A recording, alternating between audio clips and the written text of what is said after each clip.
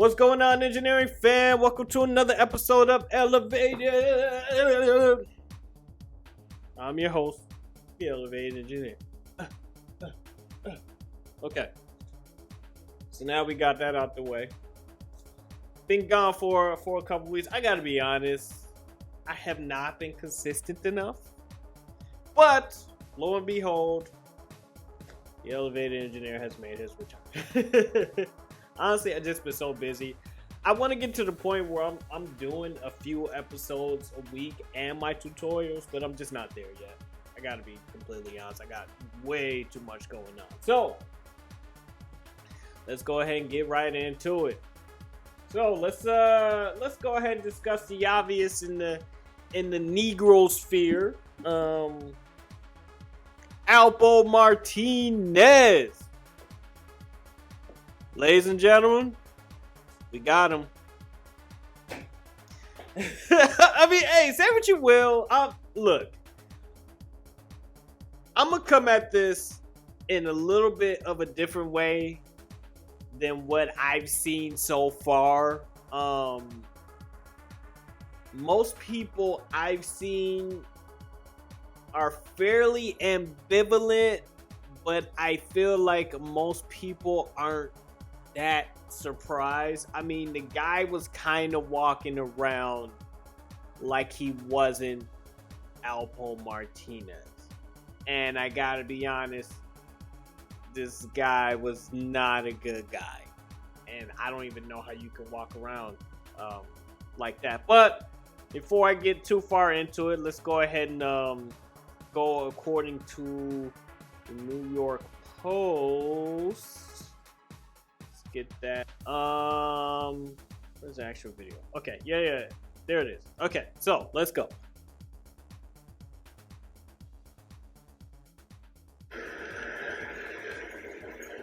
That's his vehicle. Oh, they're gonna take over? Yeah.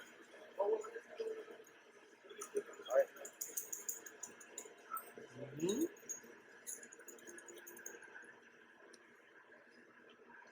Right there in Harlem. I think this says 145th. Alright. So I just want to show that video really quick. And I'm going to read this article just really quick. Alright. So, a notorious drug dealer from New York City who served decades in prison for murder and was in witness protection for testifying against his associates was slain on Harlem street corner in his truck Sunday morning, police sources said. Alberto Alpo Martinez, a drug kingpin who was portrayed by Cameron in a 2002 movie Paid in Full, was killed in a drive-by shooting as he sat in his 2017 Dodge Ram at 147th Street and Frederick Douglass Boulevard around 3:30 a.m. Cops said he was shot 5 times. Woo! Live that life. Martinez, whose last known address was in Maine, was rushed to Harlem Hospital but couldn't be saved. A high-ranking police source said Martinez was in danger as soon as he returned to his old stomping ground. Yeah, that's kind of the case. I mean, quote, you were in the witness protection program because you testified against other drug traffickers. And let's keep it a buck, man. Alpo was walking around like he wasn't. This man was on goddamn the red carpet confronting niggas like Jim Jones and shit. Like, right? You'd make a lot of enemies who have a score to settle, the source said. When you turn to the same area, word will get out very fast. He's back in the zone. And Harlem is not that big. I mean, New York really isn't that big. Alpo really shouldn't even return back to the city because, bro, New York is big by square footage, but it ain't big if you know what I mean. The source who said Martinez's vehicle had paper plates from Texas said it wasn't clear if Martinez had left witness protection entirely or was just back for a visit. This man was a was a known rat. Like, what are we talking about? All right, you need to the photos. It seems pretty intentional when you shoot somebody 5 times. Yeah, you think? A police source said. There were no immediate arrests, and all they killed was him. Martinez dealt drugs in the same neighborhood where he was killed in the mid-1980s before he was busted for dealing crack in Washington, D.C. Martinez was released from prison in 2015 while serving a 35-year sentence at ADX Florence, a federal supermax prison in Colorado. Bruh. So you get that 35-year cut, you know what you gotta do for that. Paid in Full was based on the story of Martinez and his partners Rich Porter and AZ Faison. He was profiled on a 2012 episode of the TV series Gangsters, America's Most Evil, and name-checked by numerous rappers, including Nas and Memory Lane, and 50 Cent and Jay-Z. Okay, so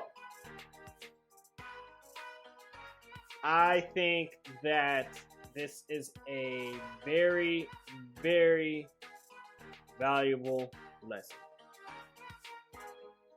There's a reason I have this particular picture up. Hold on, let me see if I can Okay. Yeah, there's a reason I have this particular picture up here. Because I want people to really see what that life is about. You know, what the ending is. No matter how big you are. And Alpo is a legend. I mean, of course, I lived and worked in New York for a little while, but I ain't from New York like that. But I mean, people know who Alpo is probably all over the world, but really, I mean, all over the country. But in New York, it's even to a giant size degree, especially in Harlem. Because if you know anything about Harlem, everything is, you know, all out there. You know, that fly shit type. You know, that's Harlem. You know what I mean? So I think this is a very. I mean, niggas probably ain't gonna learn too much from it. They probably don't think that they would ever be Alpo, but Alpo Martinez was at the level that 99.9% of these niggas out here want to be. They want to be legendary. They want to have a name. They want to have the baddest chicks. They want to have the flyest cars. They want to make money, that real fast money, and you know, go out this way. But I'm telling you, this is the ending. He did it both. He did the Supermax, ratted out his entire organization, except quote the people in Harlem. But you know, this is just the life, and the streets gotta eat. You know what I'm saying? The streets gotta eat. You know what I'm saying? As Troy Ave says, streets is a myth. You know what I'm saying? So this is the lifestyle that's waiting on you. You know what I mean? If you really want to go into that lifestyle. And the problem is there's not enough examples, especially of black folk, men, positive examples that don't glorify the Alpo Martinez's of the world. We need more. So I'm gonna get more into this later after the second segment of today's episode. But I'm just take me for it, okay? I'm a nerd all day, every day. I look, I can go to the streets wherever I'm at, just because, you know, I carry myself in a certain way that I can go to the streets anywhere, but I'd rather not. But sometimes I do. You know, that's just part of being black in America. But I'm a nerd. I'm educated. I've been, you know, all over the world. I plan to continue going all over the world. And I make money. I really do. Now, Am I rich? Not yet, but I can promise you that the path I am going, I will likely be in a significantly higher tax bracket in the coming years. I promise you that. How do I do that? I'm doing that because I'm on my way to being a super expert. Yes, I have expertise in engineering, and all these other things, right? But why am I bringing myself up? Because I hate to use myself. I am a particular example of someone who has had success, a black man who has had success, who doesn't need to sell out, who doesn't need to be a damn killer, or play basketball or rap or do any of that and have success. And that's my point. Alpo is, to some niggas, the epitome of success. And people like me are here to show you that this is not the path that these young dudes, young black dudes in particular, need to go on. Because this picture here in the upper part of your screen doesn't give you chills enough. Just watch Paid in Full. Okay, so with that being said, next topic. So now that we've talked about the nigga shit, it's time to get into the nerdy shit. Alright, so recently Facebook had a name change. Now, name changes mean something, but they don't mean everything. But let's let Nazi Bird say it for himself. It is time for us to adopt a new company brand to encompass everything that we do.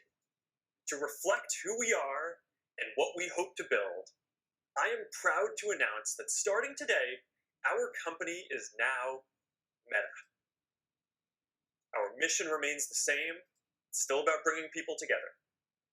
Our apps and their brands, they're not changing either. And we are still the company that designs technology around people. Hey, and welcome to Connect. Today, we're going to talk about the Metaverse, starting with the most important experience of all, connecting with people.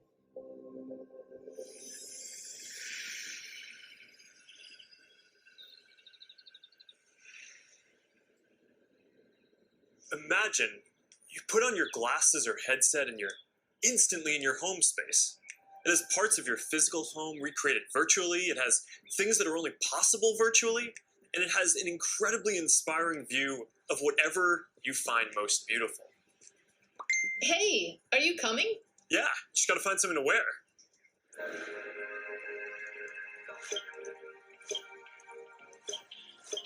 Alright, perfect. Oh, hey, Mark. Hey, what's going on? Hey, Mark. What's up, Mark? Whoa, we're floating in space? Uh-huh. Who made this place? It's awesome. Right?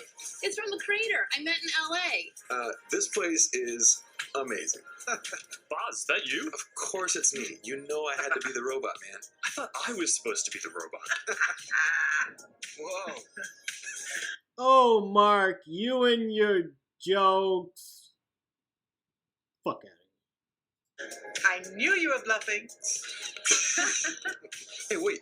Where is Naomi? Let's call her. Naomi. Hey, should we deal you in? Sorry, I'm running late, but you've got to see what we're checking out. There's an artist going around Soho. God damn, that bitch got the biggest nose I've ever seen in my entire life. Ooh. First of all, who wants to hang out with their boss? Like, what are you talking about? Hey, Jack, you gave me a freaking write-up letter last week, but you know what? Let's play cards on a Friday night. Fuck out of here. Getting AR pieces for people to find. 3D street art? That's cool. Send that link over so we can all look at it. This is stunning. Okay, that is something. That's awesome. Wow. I love the movement. Wait, it's disappearing. This is amazing. Hold on. I'll tip the artist and they'll extend it. Wow. Brilliant. Privacy and safety need to be built into the metaverse from day one. You'll get to decide when you want to be with other people, when you want to block someone from appearing in your space, or when you want to take a break and teleport to a private bubble to be alone. You're going to be able to bring things from the physical world into the metaverse. Almost any type of media that can be represented digitally, photos, videos, art, music, movies, books, games, you name it. Lots of things that are physical today, like screens, will just be able to be holograms in the future. You won't need a physical TV, it'll just be a $1 hologram from some high school kid halfway across the world. And you'll be able to take your items and project them into the physical world as holograms in augmented reality too. One part of this is Horizon Home, which is our early vision for a home space in the metaverse. Horizon Home is the first thing that you'll see when you put on your Quest headset. Today, there are already a bunch of options to choose from, and in the future, anyone will be able to create one. We've just called it home until now because it's been missing something very important: people. Soon, we're going to be introducing a social version of home, where you can invite your friends to join you as avatars. You'll be able to hang out, watch videos together, and jump into apps together. Then, there is Horizon Worlds, which is where you can build worlds and jump into them with people. Horizon is designed to make it possible for everyone to create, and we're already seeing people build some really interesting experiences, from creating new games together to throwing surprise parties in VR that family and friends around the world can join. Over the last year and a half, a lot of us who work in offices have gone remote. Okay. Not everyone wants their social media profile linked to all these other experiences, and I get that, especially as the metaverse expands. And I'll share more about that later. But I'm genuinely optimistic about work in the metaverse. We know from the last couple of years that a lot of people can effectively work from anywhere. But hybrid is going to be a lot more complex. When some people are together and This motherfucker looks like Data from Star Trek. Jesus Christ, does his face move? Jesus Christ. Oh, yeah, man. Yeah, he's right though. He is right. We've gone to a point where we absolutely have proven that we can work from anywhere in the world, and any, like, okay, let's take me. Even for me, I have my little small Auto Reality Technologies company that I own. Check out the website. I have I've had multiple employees actually, and they've all been remote, right? And it's interesting because I still see positions where, well, I mean, I see a lot of positions where they don't even come close to offering anything remote. And it's like, okay, for the last 2 years, damn near, most of us have been working remote in some form. My mother, at her job, she's been working remote for like the last like year and a half or so. So it's, I'm telling you, like, it's almost like we won't be able to help but work remote. So go ahead and let them keep going. others are still remote. So giving everyone the tools to be present in this future, and linking to PCs, so consumers and developers have choice, rather than forcing them to use the Quest store to find apps or reach customers. And we'll aim to offer developer and creator services with low fees in as many cases as possible, so we can maximize the overall creator economy. That's one thing I wanted to hit on. Actually, I've never seen this video before, but man, the developer opportunities are gonna open with the metaverse. Now, he's talking about specifically his Facebook quote Meta, right? Which is basically whatever the parent company for Facebook is. I forget what it is at the moment. Their metaverse. But there will be multiple metaverses. There's going to be a black metaverse. I'm calling that shit now. There's going to be a black metaverse, right? See, the thing about it is, black folks don't have or own any infrastructure, not enough to say that we control any segment of it. That's going to change, I believe, with the advent of data centers. I know this for a fact. You will be able to so it used to be that like people like Google would have their own data centers. And by data centers just basically just a huge, let's call it a warehouse or building, with all these servers. And all these servers is where your cloud information is stored, uploaded, and downloaded and transmitted, right? This is how you all are able to watch videos on YouTube like that. This is how you're able to upload stuff to YouTube or search Google, develop in the cloud. It's because all these servers have all this storage, that is stored in a location that's ideally close to you, within maybe 20, 30 miles or so. So all these data centers are being built in all these cities around the world, really. But let's just stick to the US for right now. What black folks are going to have to realize is that we're going to have to start investing in these data centers, investing in the technology, the hardware, specifically the servers, so that you can be able to create your own cloud service, and specifically your own metaverse is, right? So yeah, Facebook is going to have, they're going to probably be at the forefront of this because they have the most money. But don't get it confused. You will be able to create your own metaverse, just with the advent of the data centers, with more engineers. A lot of times black folks like to just limit it to coding. My counter to that is, you can't just be coders. It's better to be an engineer.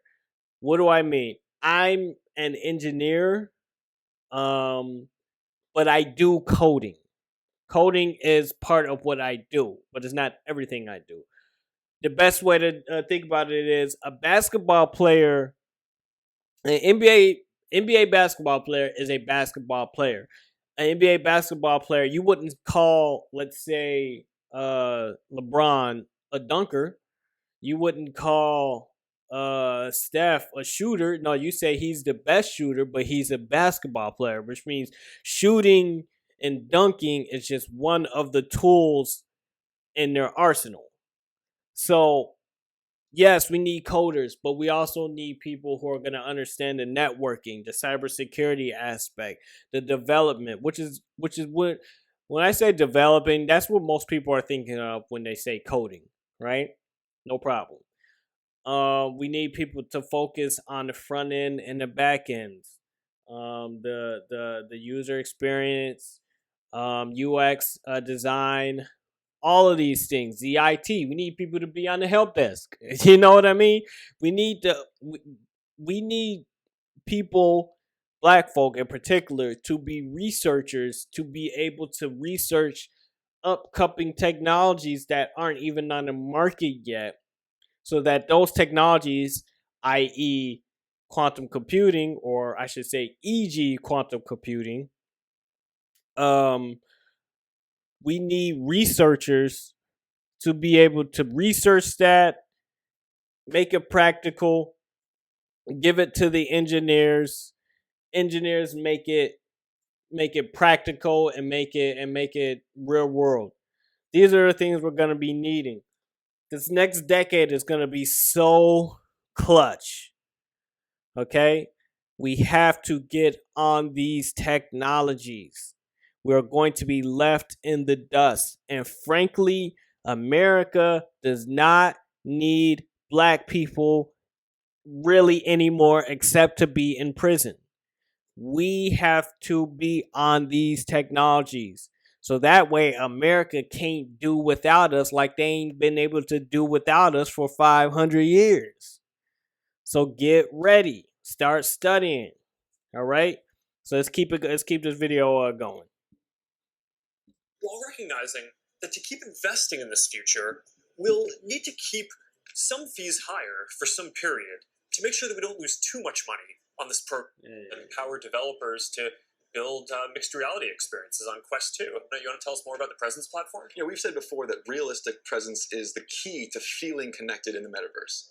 And the Presence platform's capabilities are what's going to deliver on that promise. I did a couple of videos on XR already, and I have a couple of Unity tutorial videos, C#.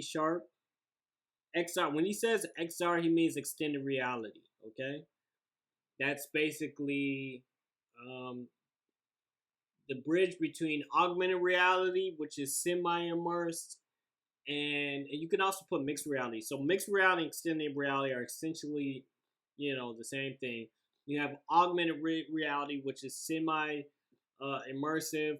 Think of it as you're wearing a hub on your face and you're seeing information in real time. And virtual reality, which is you're completely immersed. Think Ready Player One. I'll post up some links on my own videos on these, but that's what he means when he says XR. Things like environmental understanding, content placement and persistence, voice interaction, standardized hand interactions. In fact, let's start with hands. I mean, the human hand is an engineering marvel, and bringing hands into VR was no easy feat. It required a lot of collaboration against product, design, research, but we continue to improve that product, finding new ways to navigate with gestures and interact with VR. So today, we're introducing the Interaction SDK, a library of modular components that will make it easy to add hand interactions to your apps. That's pretty exciting. But next year, we are releasing a new product that will push the boundaries of VR even further. We've codenamed it Project Cambria. So this isn't the next Quest. It's going to be compatible with Quest, but Cambria will be a completely new, advanced, and high-end product. Always pay attention to these names. These people are very specific with their names. Cambria and Meta, all these names are there for a reason. They're not just stupid little funny names that they just say because they could be catchy. So pay attention to the names as well. And it'll be at the higher end of the price spectrum too. Our plan here is to keep building out this product line to release our most advanced technology before we can hit the price points that we target with Quest. All right, so let's talk about some of the new advances here. Yeah, sure. There's a ton of new tech going into Cambria. For example, your avatar will be able to make natural eye contact and reflect your facial expressions in real time.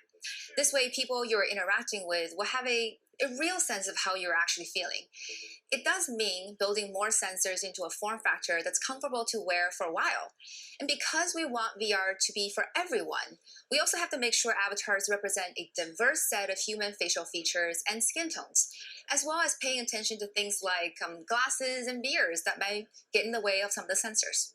So that's going to be a big step forward for social Yeah, they got one nigga in there, like one brother. Yeah, okay. Fuck out of here. Yeah.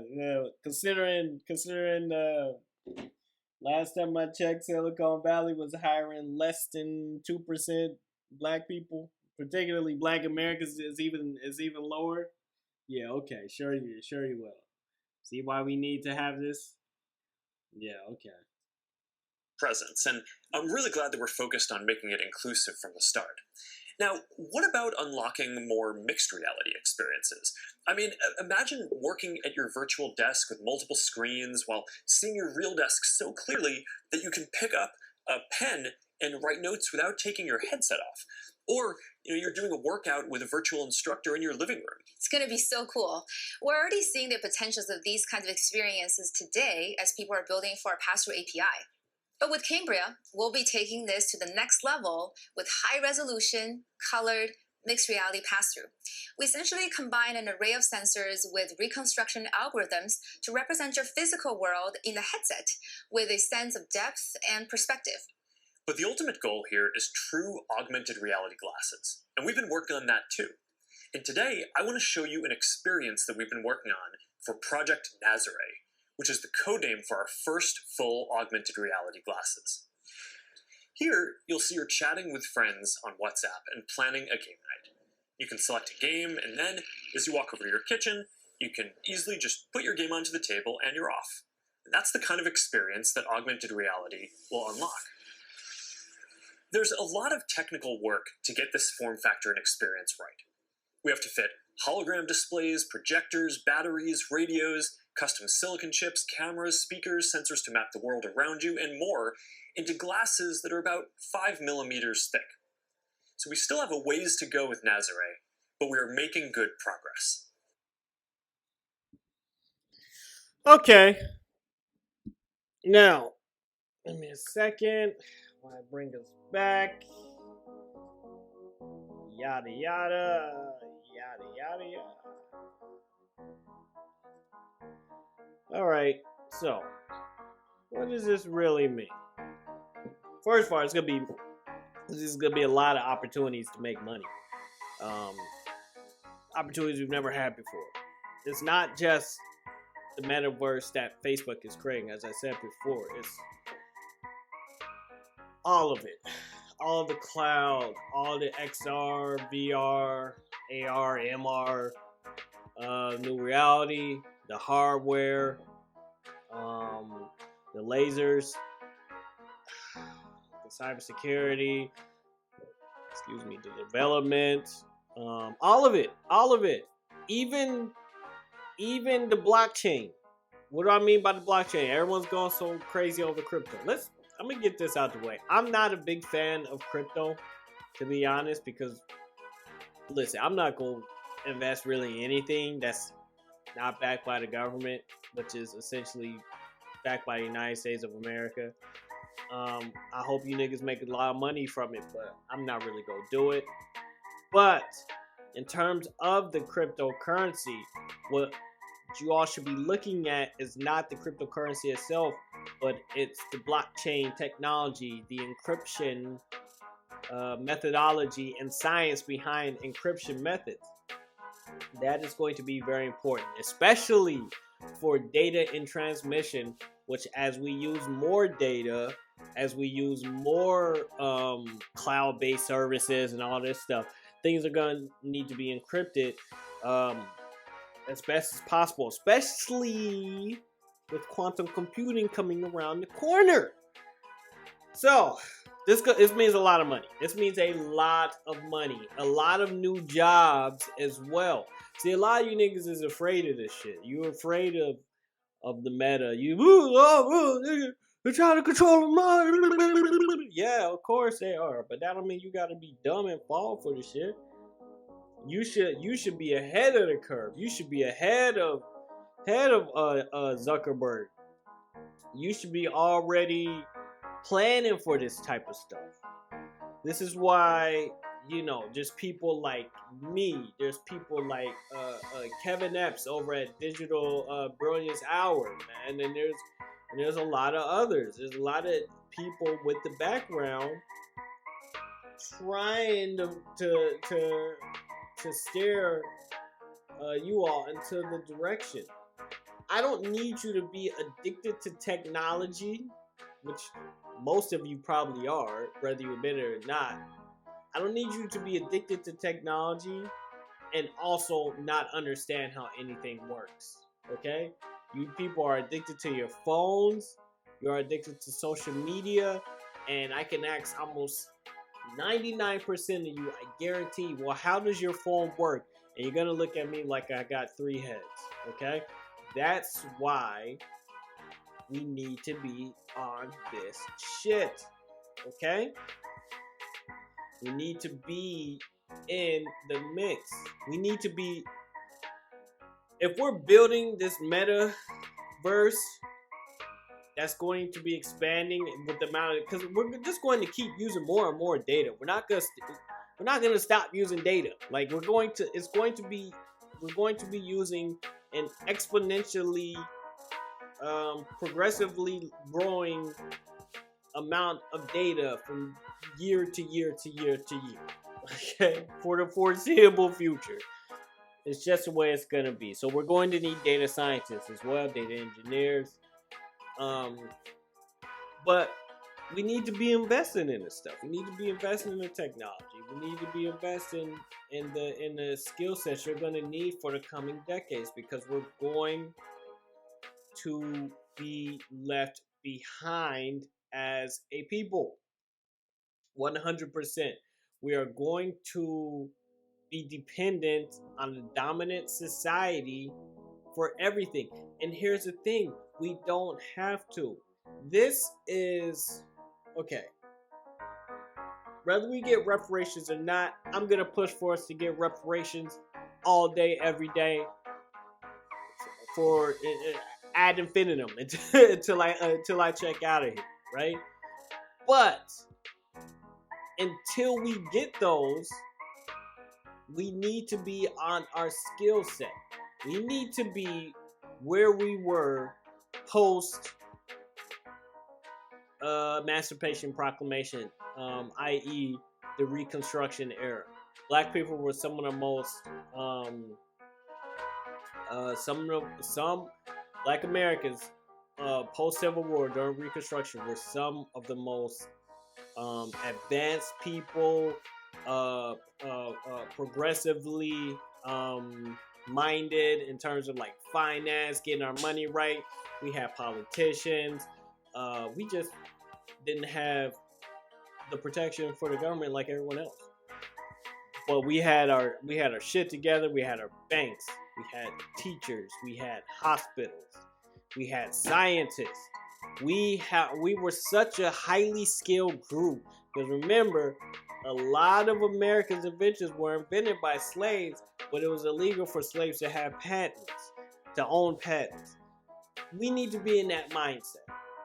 Except now it's going to be technology focused, Metaverse focused, development. You know what I'm saying? All those fields that are really infrastructure building.